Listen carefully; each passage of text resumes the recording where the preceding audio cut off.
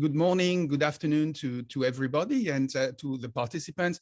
Thanking very much Emilia Sainz, the General Secretary of UCLG, for being with us, but primarily because of what you said.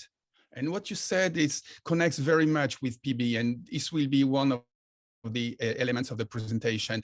This social pact or social contract needs to be built, but there are not so many ways to build it. And probably participatory budgeting is one of them. I want to highlight as well what you said about leaving no one behind and leaving no space behind as the cross-cutting sort of elements for the SDGs. And all through the studies, we have observed that here we have a very interesting tool. And to finalize with your reference to COVID and the new necessities within the climate change sort of pandemics as well, is also opens the way to new forms of acting locally and innovating. And this is the whole heart of the presentation, I would say. We are quite lucky in this session because we're gonna listen to probably about the most advanced experience. And that's at the heart of this exchange. First, we're gonna hear Maël Despoy from Bordeaux with quite an interesting sustainable development PB, pretty unique as is a thematic one. We're gonna then have Ahmed Rifai from the executive director from Kota Kita, presenting in Semarang two types of PB.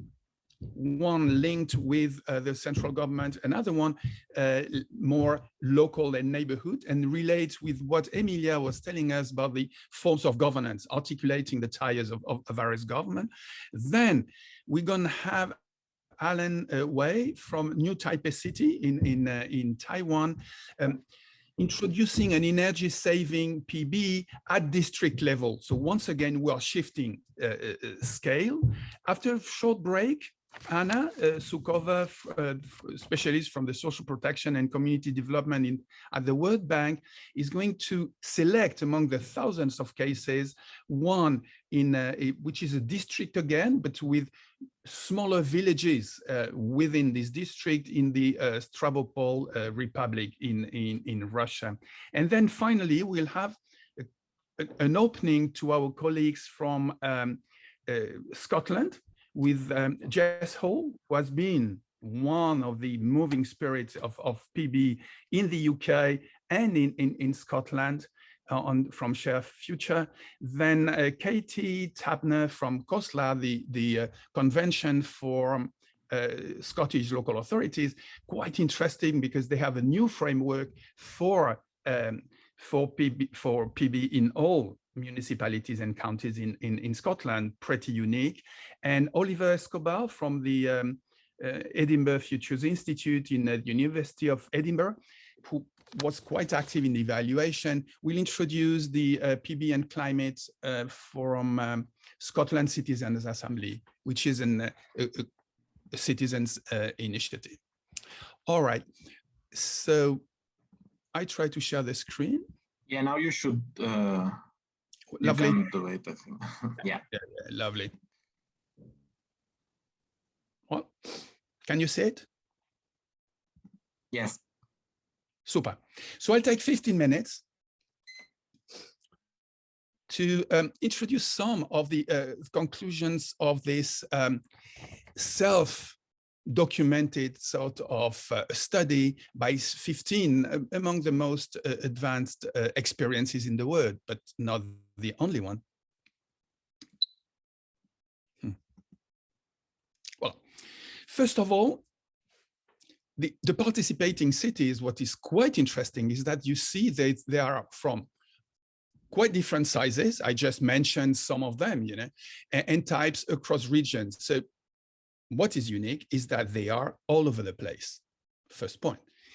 Second is that they are located, if you look at that map, but you have that in the report, they are located in places with very high level of vulnerability, but not only, and vary from high to low level of readiness. So we have here a sort of scattering around the globe of experiences, learning and bringing lessons from very different sort of exposure to climate change.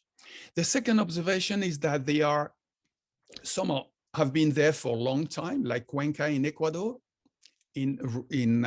others for 20 years, others have 20 years experience, like in Indonesia, or Arsgir, who was the pilot in Russia, or Dalifort in Senegal.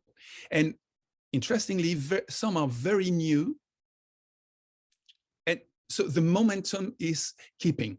You see, they are emerging every day. Some have been interrupted, which makes this so important to document. Now, they correspond to different types of PB. Some, you have the whole money, which is spent and discussed by citizens at districts, at villages. We have even binational cities, you know, on both borders of Spain and Portugal, at metropolis regions, like New Taipei City, at regional level, like in the case of Stavropol, or in rural parishes. So it's actually in quite different spaces. What is new is that you have an emergence of thematic and sectorial PB, where the money is going to some sectors, like the eco-citizen PB in Bordeaux, like PB for sustainable development, or PB for energy transition, like in Montreal.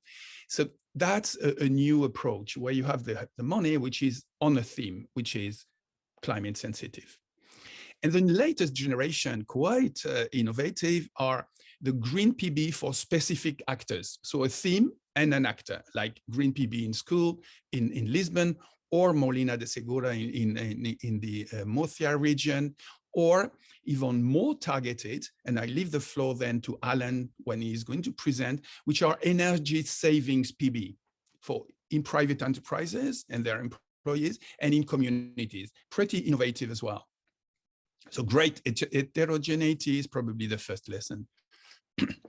Now, the second is that climate sensitive PBs are the result of the dramatic effects that population are suffering, and not, my last point on that slide, they are not necessarily driven by the needs, they are driven by the need to address the very specific and multiple effects of climate change, rather than by international agenda of programs.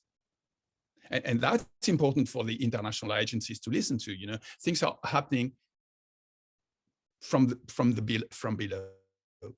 What is most frequent in this study are, and that people react to with PB, are flooding, either caused by heavy rains or sea and river rises. And Semarang will be a good case today for that. Then we have wildfires, heat waves I would say, heat islands in very urbanized places, and typhoons. Look at the picture from African cities that participated, or in Luinja in South Kivu, where rains are destroying the little that was built by PB. The last image is interesting because it illustrates another point. Another lesson is that usually you have a combination of effects, and they are highly changing. For instance, in Agda, you had wildfires at a point in time, and then flooding, which is counterintuitive, but happily, PB is addressing both of them.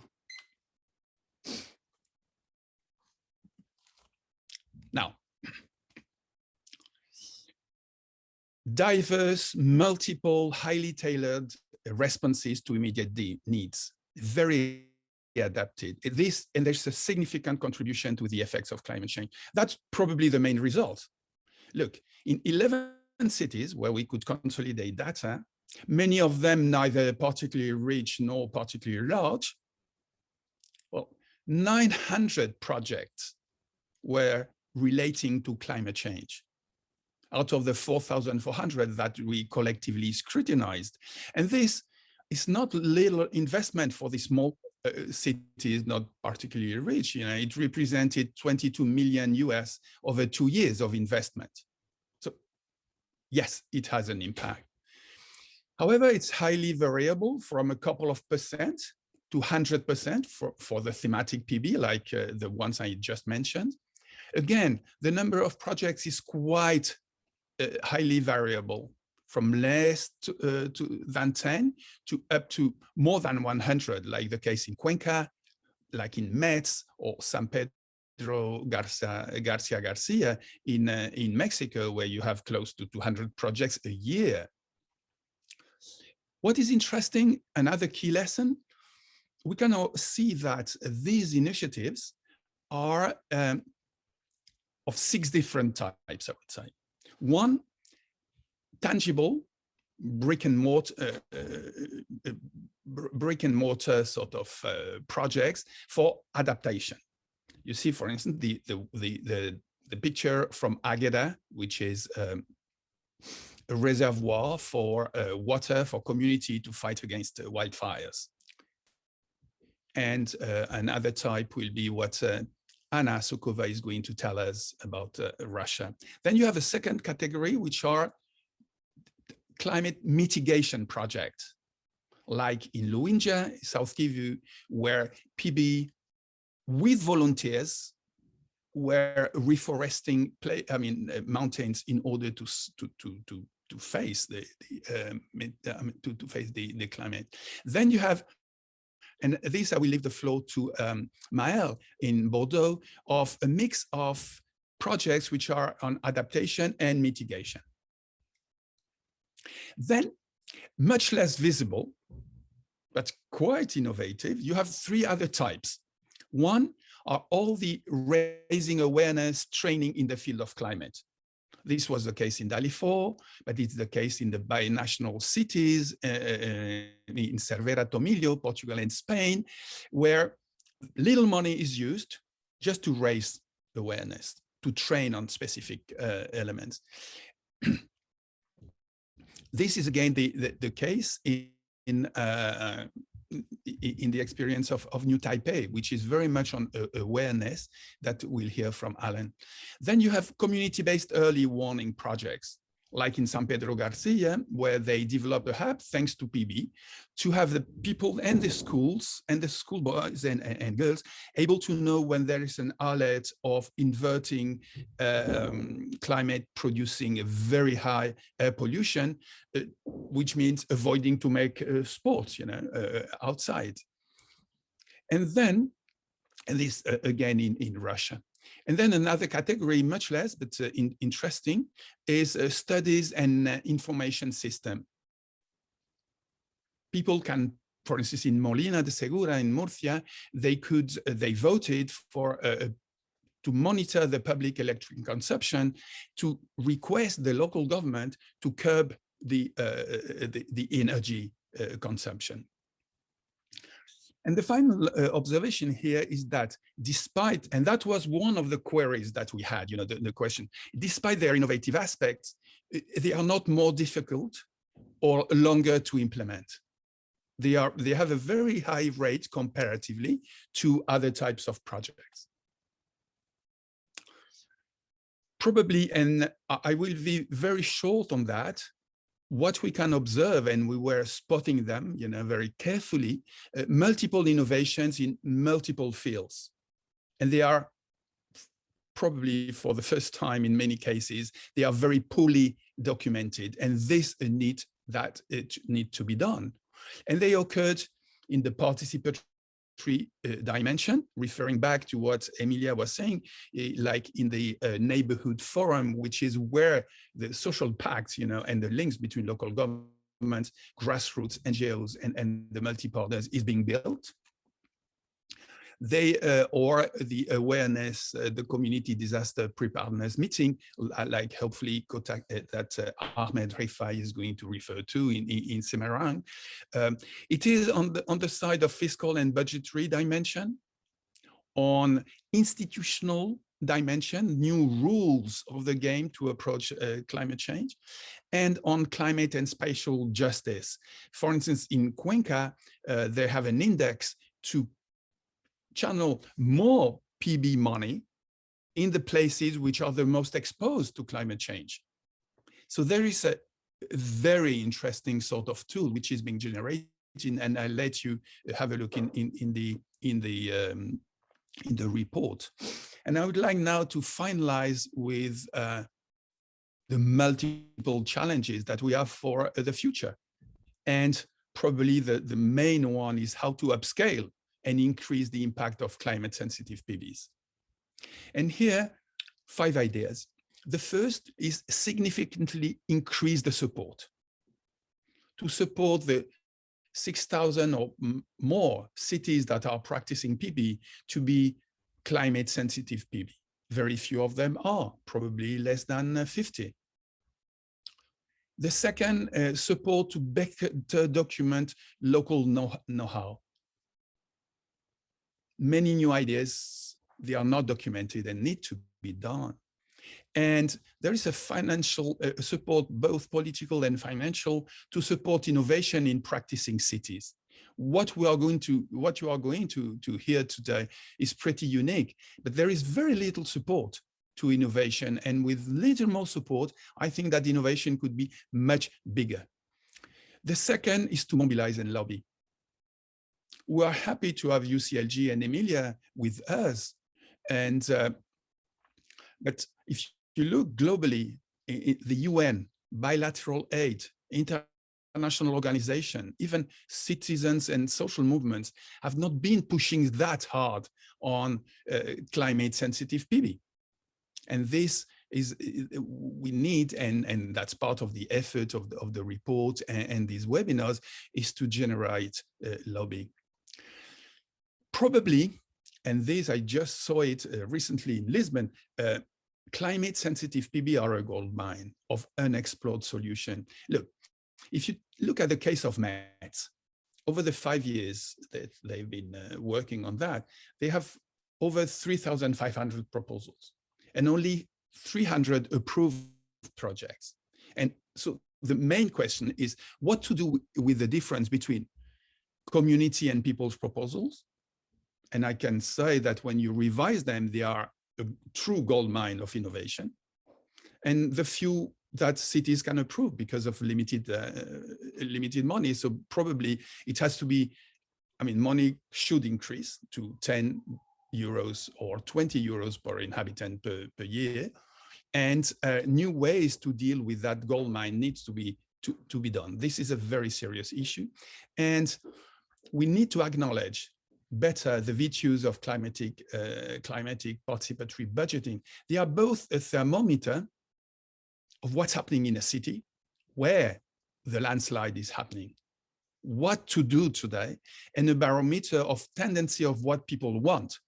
So this provides you a localized information in real time that unfortunately many big agenda or policies cannot take into account. So we need to bridge this and take that in consideration.